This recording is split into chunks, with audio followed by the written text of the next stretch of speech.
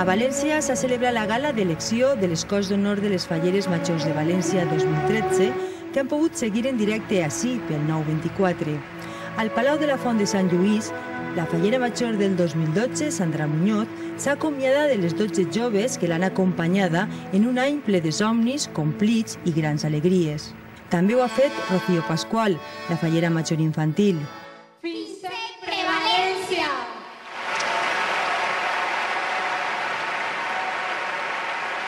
Un adeu que dona pas a una de les nits que enceten la il·lusió i les esperances d'una nova promoció. Les 146 falleres seleccionades somien en ser elegides per al nou regnat en una nit de desfilades i nervis damunt d'una passarel·la d'indumentària esplèndida. El moment més esperat arriba. Una pluja d'abraçades vitals acompanya la emoció de veure qui són les candidates.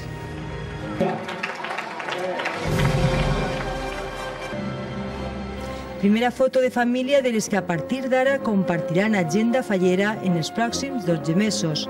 13 joves i 13 xiquetes han fet realitat les seues aspiracions.